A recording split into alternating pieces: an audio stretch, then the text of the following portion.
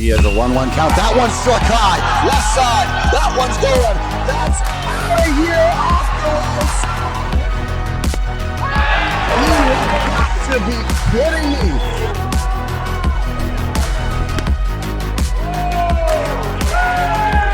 Fireworks. And here you go.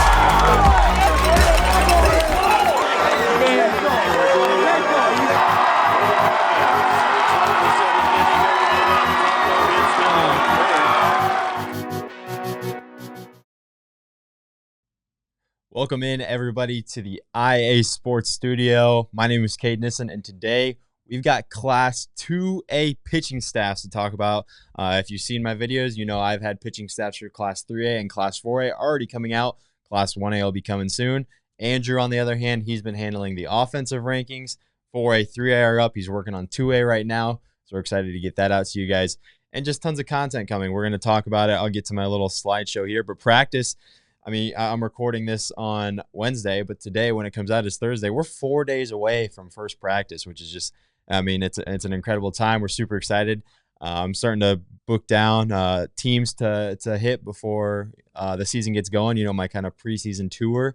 Well, I'd love to come to you guys' programs, shoot interviews, shoot some highlights, give you guys some pub on our social media. So if you're a coach or a player out there, and that sounds like something you're interested in, go ahead and shoot us a DM. I can't guarantee I'm going to hit all. I'd love to hit them all, but that's just not how it's going to work. I'm based in Des Moines, so obviously the area schools around here are going to get you know, a little bit more pub than schools on the edge. But I've got trips out east and out west already lined up, so we're going to really work hard to expand our coverage, and whether we're there or not, we're excited to cover everybody this season, no matter where you are in the state of Iowa. So practice just 4 days away. New on Rockfin, tons of stuff coming. We just dropped our sophomore standouts. Juniors are on the way, so are seniors. We also got preseason all IA baseball teams, so that's an individual post. You know, you can be first team catcher, second team outfield, so that type of thing. That's going to be coming to Rockfin soon. We've got some stuff in the works still that haven't even been posted yet. So Rockfin, again, it's the number one way you can go support IA baseball if you're feeling like that. We've already got preseason team rankings on there.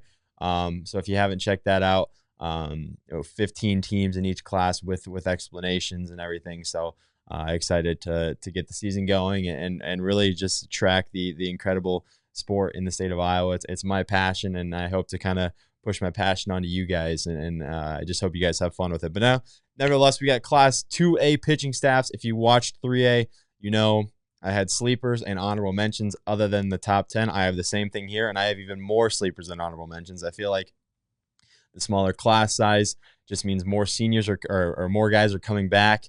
It just felt like I needed to expand my list a little bit, and I want to talk about as many teams as possible and give everybody the pub they deserve. So I've got even more sleepers and more honorable mentions, so excited to get right into it. And let's do that. Let's start with our sleepers. These are teams that just didn't make the honorable mention list, didn't make the top 10. I'm not slighting them at all. These are teams that maybe were around the 500-ish mark, not like competing for a state title, you know, last year, not the top of Class 2A, but these are teams that I could see taking a huge jump this year. Again, a lot of teams right around 500 that return a lot of arms that I'm excited to see. So let's get right into it. Your sleepers, 9 of them here. I'll run through all of them briefly.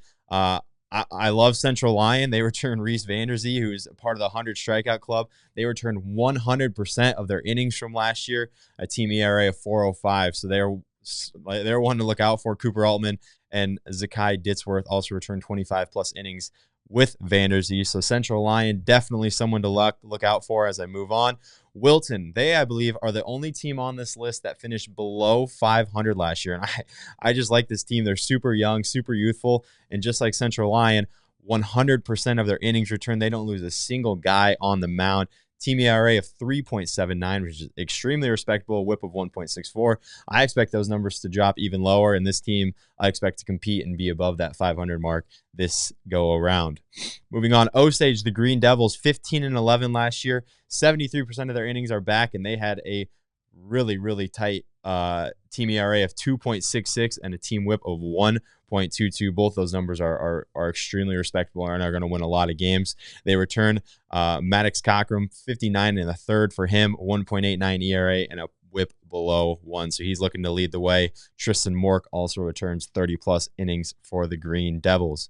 Moving on to another sleeper, I've got Marquette Catholic, the defenders, 13-11 last year. 90% of their innings are back. You're going to notice a trending theme here. This list, these are teams that are returning a lot of guys. There's some teams that are really good, and I know they're going to compete well on the mound this year, but they just lost a lot of guys, so they're not on this list. Like Beckman Catholic, they only return about 35% of their innings, so they're not on this list. But that's not slouting them. I'm just giving love to the guys that return a lot on the mound, and Marquette Catholic is just that.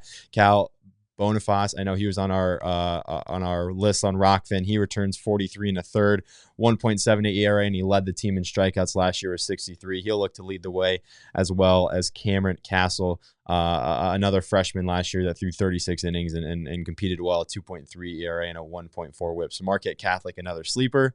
Moving on to another sleeper, I've got I-35, the Roadrunners, 15-12, like I said, right around that 500 mark.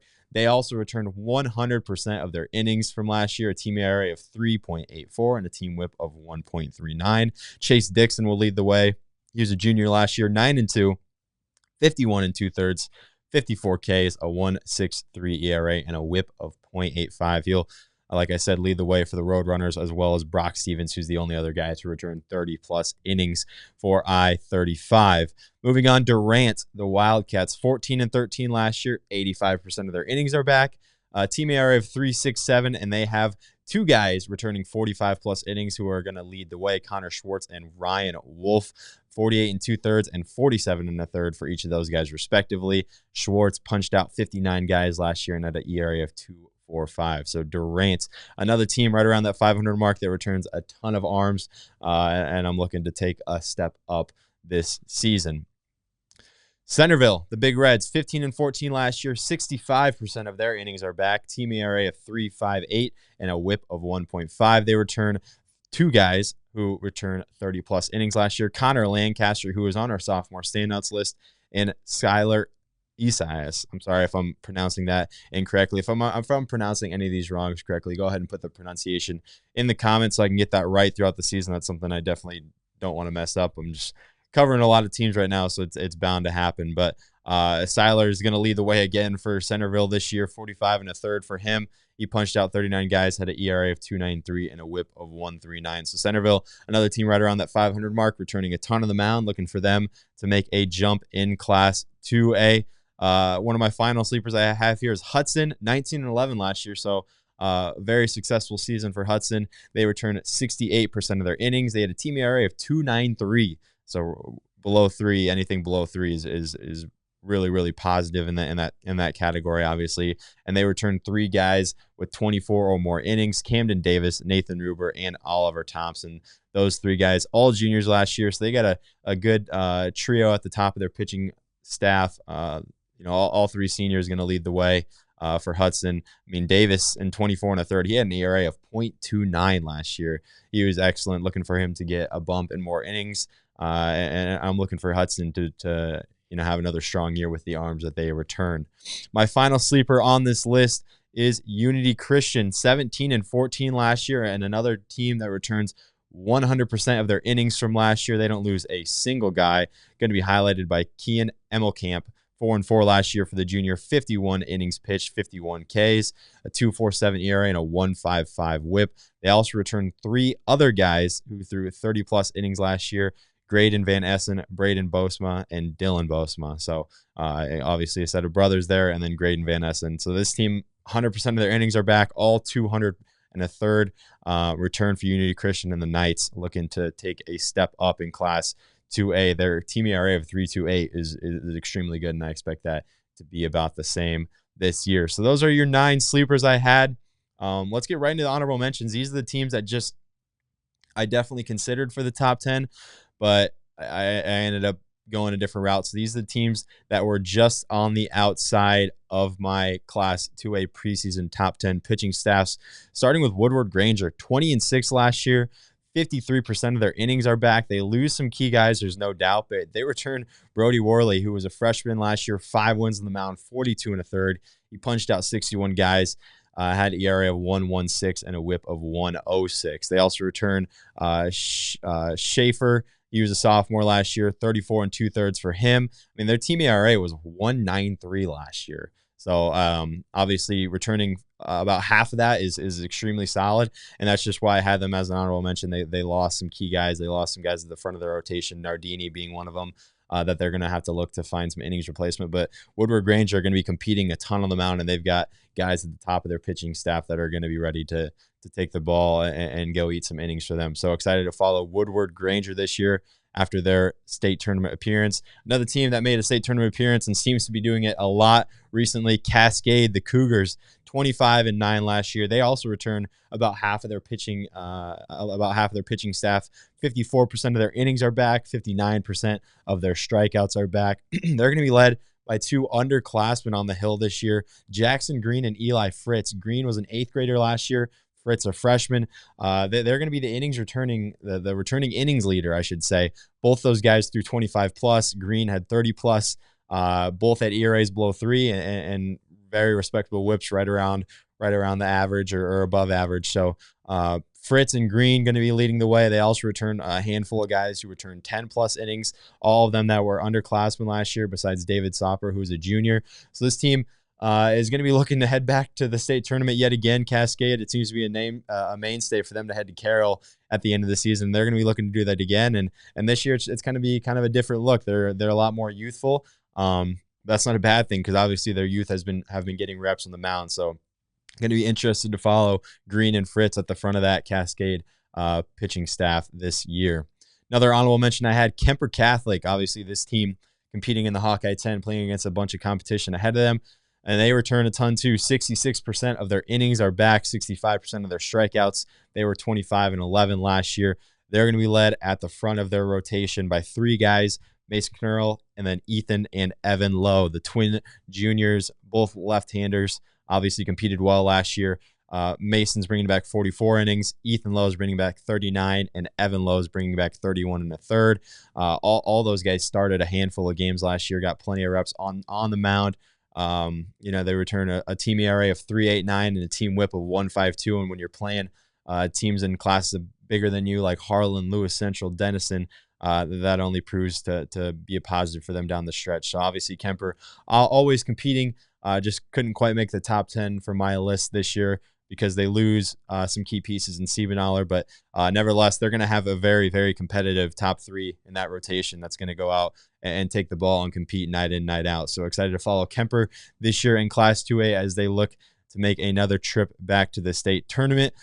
My other honorable mention teams I have here, Central Decatur, the Cardinals, 20 and 5 last year. They also returned 63% of their innings, a really good team ERA last year of 2.47, and they returned some guys at the top of their rotation, and Landon McKillop and Jaden Broek. This is going to be a senior-led team. All 5 of their returning arms from last year were juniors, so that means it's going to be extremely senior heavy this year, and they were competitive last year. Obviously 20 and 5 is an extremely respectable record, and they're going to have guys taking the ball on the hill that are going to compete. Landon McKillop 6 and 1 last year. Jaden Broek 3 and 0 last year. Joe Sheets 3 and 0 last year. So these guys are used to winning games on the mound, and they don't walk a lot of guys. Only one of them returns 10 plus walks. I mean, McKillop only walked 8 guys. Joe Sheets only walked 9 guys. So this team's going to make you put it in play, and they're going to make you beat them. And Central Decatur is set up for another strong year in 2024. Another honorable mention team I had, Grundy Center, the Spartans, 17 and 7 last year, and they returned 94% of their innings, led by Tate Jarowski. He returns the most by far in 50 innings. He also won 7 games last year, punched out 70 guys, had an ERA of 1.4 and a whip of 1.24. So a team ERA of 2.85 for Grundy Center last year. When you return 94% of that, you're gonna expect a number at or below that, you'd say, for Grundy Center. So they're going to be looking to compete. They also returned 2 other guys who threw 25 plus innings last year, in Braden Davey and Jaron Lavar. Both those guys were underclassmen. So Grundy Center, high hopes this year for the Spartans as they look to kind of approach that 20-win mark in 2024. My final honorable mention team I have here, New Hampton, the Chickasaws, 23-10 last year. They returned 64% of their innings. A team that had a 2.23 team ERA last year and a team whip of 1.24. All those numbers line up very, very well, and they return a good chunk of what made them successful last year. Jackson Eckley, he returns the most innings, 40 of them on the mound. He was a sophomore last year, punched out 47 guys. He led the way with a 1.4 ERA and a 1.08 whip. Outside of that, two other guys returning 25-plus innings, and Ben Gilbert and Braden McShane. So New Hampton, always competitive on the baseball diamond, and they're returning a good chunk of their pitching staff to keep that same trend going in 2024. They're definitely going to be a team to keep an eye on. We made it past our sleepers. We made it past our honorable mentions, and now it's time to get into the top 10, and we'll go right into it. At number 10, Forest City. The Indians, 19-8 last year, and they returned 90% of their pitching staff, led at the top by two guys returning 40-plus innings. These guys are going to be leading the way all summer, Jack Thompson and Tommy Miller. Jack Thompson, he was 7-0 last year on the hill. Both the guys punched out 50 respected batters. They don't walk a ton of guys. Team ERA of 3.32 and a team whip of 1.4. I mean, Jack Thompson, looking at his lines, 42 innings. He only allowed 23 hits, only 6 earned. He struck out 52 guys, and he ended with an ERA exactly at 1. Tommy Miller, 3-4 last year, 45 1/3. He also struck out 52 guys, ERA of 2.62 and a whip of 1.17. So Forest City returning a ton of firepower, always competitive. They're looking to head back to Carroll, or get to Carroll, I should say. And they're definitely a team that I've got my eye on heading into this season. Moving on to number 9, we got the Bulldogs, Meepo. 17-9 last year. Nothing crazy as far as the record goes, but their team ERA of 2.18, I believe, is number 2 on this whole list of these 25-ish teams that I'm talking about. And they returned 100% of those innings. So, I mean, as far as pitching goes, this team has high hopes. The ceiling is very high. Lance Luddins, he was a sophomore last year, 5-1, 45 1/3. He's going to lead the way a lot this year. 46 Ks, 1.54 ERA, and a 1.21 WHIP. They returned 2 other guys who threw 20-plus innings last year, and Joe Sharp and Max Griffin. Max Griffin had an ERA of 0.59 through 23 2/3 last year. You know, you can expect he's going to get an increase in innings. He was just a freshman last year, and that's what makes this team dangerous. Is they got a nice balance of upperclassmen. They're going to have 3 seniors on the hill taking the ball pretty consistently, and Joe Sharp, Camden Stotlar, and Jackson Hutchinson. But they also have a nice balance of youth. Lance Luddins, their ace, is just going to be a junior. Max Griffin, like I said, he's just going to be a sophomore. You also got Kyler Crow, who threw 19 innings last year. He's just going to be a sophomore. So nice balance here for Minneapolis, the Bulldogs. Definitely excited to follow them. We haven't talked about them much at all this year, but they're returning a squad down there, and they're going to be a force to be reckoned with, and definitely someone for our Class 2A ranker to keep an eye on. As we head to number 8, as I tab my little slideshow, Sumner Fredericksburg, 18-6 last year, 97% of their innings return, and they're led by a guy who I think has the lowest ERA among qualified innings that we might have seen in the entire state last year. That's Jamison Howard as a junior, 6-2, 46 innings, just 1 earned run. Yeah, 6 runs, but 1 was earned. That's microscopic, and that ERA ended up being 0.15 through 46 innings. That is incredible. Struck out 51 guys, so about a strikeout per inning. Whip of 0.94, and this team ERA, I mean, even a team ERA of 2.51 is very, very low. They returned another guy who throws 44-plus innings last year, Reese Land. He was a sophomore, 5 wins on the mound. They also returned Noah Henderson. He threw 35 1/3 innings last year. So they got a really, really good big 3, 2 of them juniors, 1 of them seniors. And that's what you're seeing a lot in high school baseball, especially those smaller schools, is a big 3 taking the hill consistently. And Sumner Fredericksburg has that, as they return 97% of their innings from last year. Moving on to number 7 in our top 10 Class 2A preseason pitching staffs. It's the Midgets of Estherville, Lincoln Central, 21-7 last year. They only returned 5 guys from their pitching staff, but that turns out to be 76% of their innings. And the top of the top are back for ELC Preston Kreese and Owen Larson, both those guys throwing 47-plus innings last year. Preston threw 56 himself. Each guy struck out 77 and 92. Larson struck out 92 guys in 47 innings. That's racking them up. Team ERA of 3.03 for ELC. Team WHIP of 1.32. They returned 77% of their strikeouts.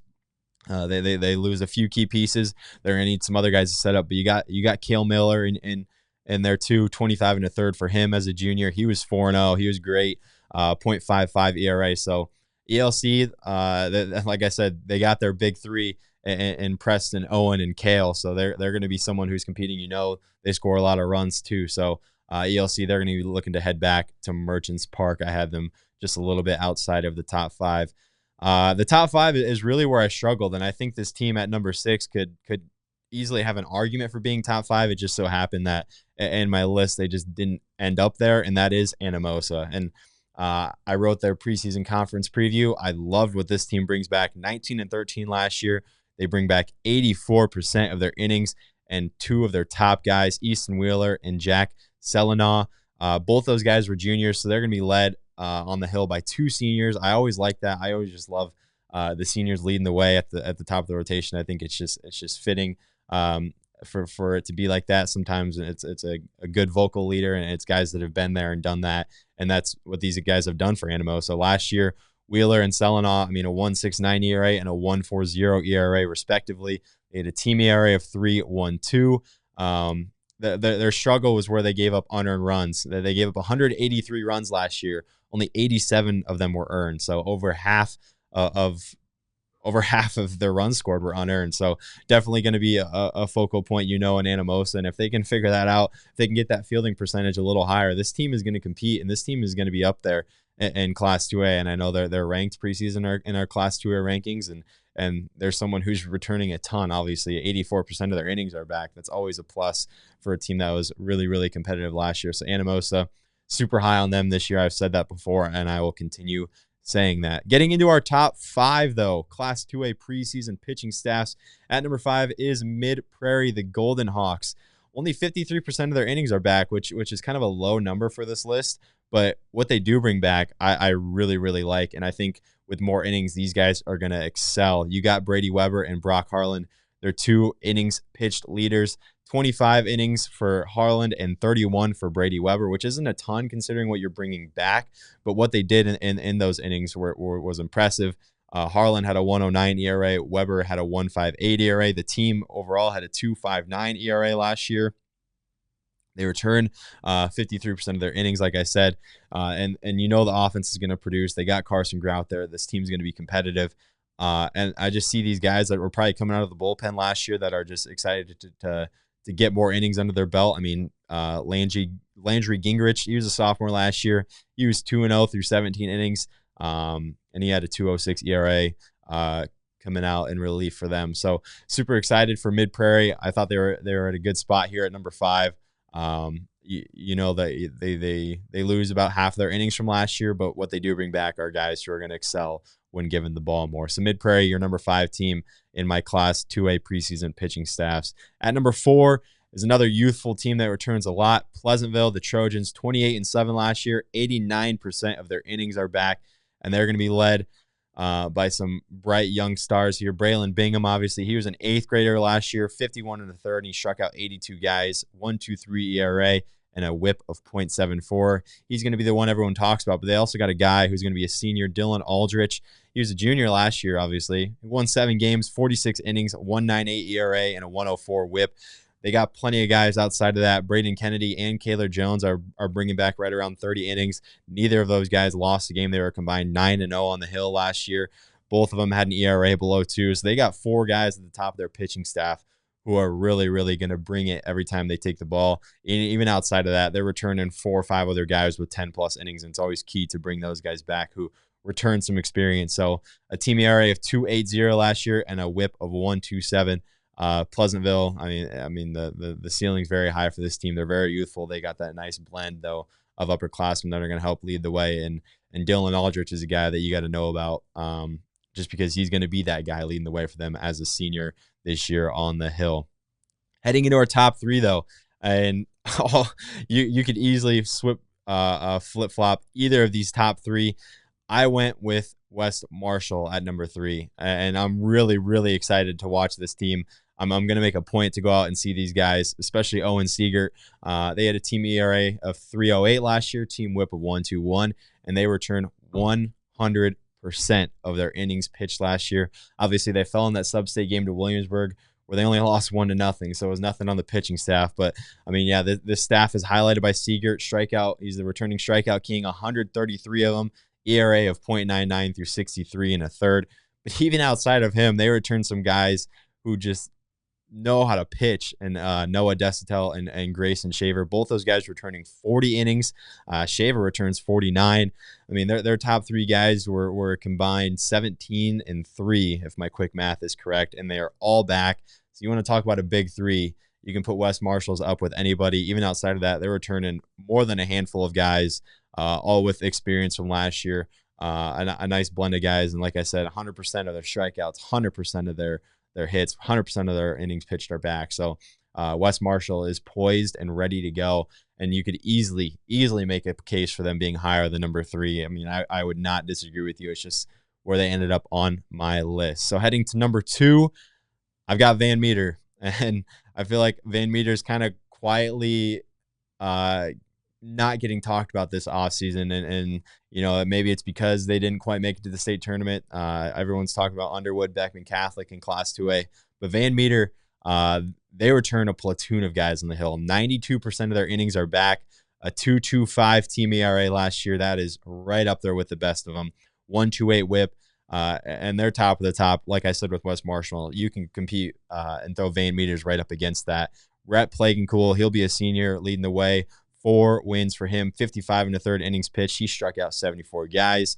ERA of 1.77 for him and a WHIP below 1. They also returned Cole Moore, big name there, obviously 45 and 2/3 returning for him with 68 Ks. And even outside of that, 2 other guys with 30-plus innings, Carson Peterson and Jay Haley. They're going to have depth. They return 2 other guys outside of that with 10-plus innings pitched. So, like I said, 92% of Van Meter's innings are back. And they're kind of a sleeping giant right now in Class 2A. You know they're hungry. They obviously know how last season ended for them, and they're going to be coming out with a vengeance. And Van Meter, obviously close to me, I'm going to be checking them out, and I'm excited to watch more Plagencool and company. And Van Meter is going to be racking up wins, 25 and 10 last year for the Bulldogs. My number 1 Class 2A preseason pitching staff, though, it felt like it just had to be. It is Underwood. 100% of their innings back. They don't lose a single guy. They had, I think, the best team ERA in 1.95 from last year, a 1.03 WHIP, and they're led on the hill by 2 guys that are just going to be really tough for opposing batters to hit. Jack Van Fossen, one of the more underrated guys in the entire state of Iowa. He'll be a senior last year, 8-0 on the hill, 53 and 2/3, 72 Ks, an ERA of 0.26. He allowed 2 earned runs through 53 and 2/3, and he was a huge part of their success and becoming a state runner-up last year. Outside of him, obviously, you got Garrett Lewitt, freshman last year, 52 and a third. He struck out 76 guys. He also had a really low ERA at 0.94, and his WHIP was 0.63, which led their team last year. Outside of that, you're also returning Mason Boothby. He threw 36 and 2/3, a good contributor there. You're also returning Riker Adair, 24 and a third for him. So, I mean, this Underwood team, we've talked about them a lot. I mean, we know the story. They don't graduate anybody. State runner-up last year. They're going to be hungry and looking to end up on top this year. And with this pitching staff, they're definitely built to do that. And really, everybody in this top 5 is absolutely loaded and ready to go. I really had a tough time with the top 5 and figuring that out. But no, I appreciate everybody tuning in. I hope you enjoyed. Be sure to leave a comment, whether you agree, disagree. Maybe I spelled someone's name wrong or pronounced someone's name wrong. Help me out. But now, Class 2A fans, I hope you guys enjoyed this. Class 3As did really well. Class 1A, if you're watching this, that'll be coming soon. And Class 2A, your offensive rankings from Andrew will be coming soon as well. So I hope you guys enjoyed. This is Cade Nissen. I will catch you guys next time.